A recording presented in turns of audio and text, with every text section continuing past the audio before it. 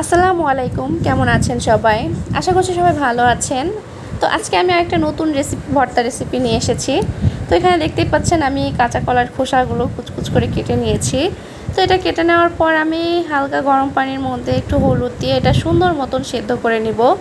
সেদ্ধ হয়ে যাওয়ার পর এটা একটা ঝুড়িতে ঢেলে পানিটা ঝরিয়ে নিব। তো এবার আমি এটা পাটায় হাত দিয়ে বেটে নিব।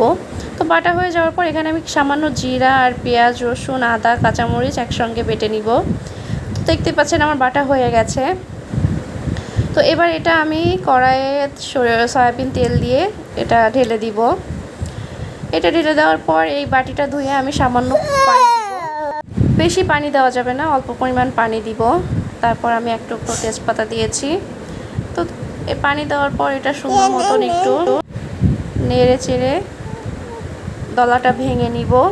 তো দেখতেই পাচ্ছেন এটা সুন্দর মতন পানিতে মিশিয়ে আমি এক নাড়াচাড়া করে এবার এটার মধ্যে আমি এক এক করে লবণ, হলুদ, তারপর মরিচের গুঁড়া, ধনিয়া গুঁড়া এগুলো এক এক করে দিয়ে দিব।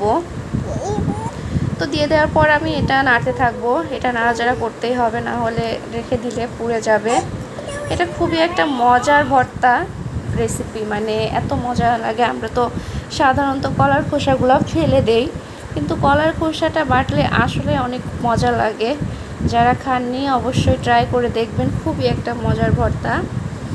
তো এখানে আমার কলার দেখুন পানিটা শুকিয়ে গেছে। তো তারপরেও আরও কিছুক্ষণ নাড়াচাড়া করার পর দেখুন একদম থকথকে থেকে একদম শুকনো শুকনো হয়ে গেছে।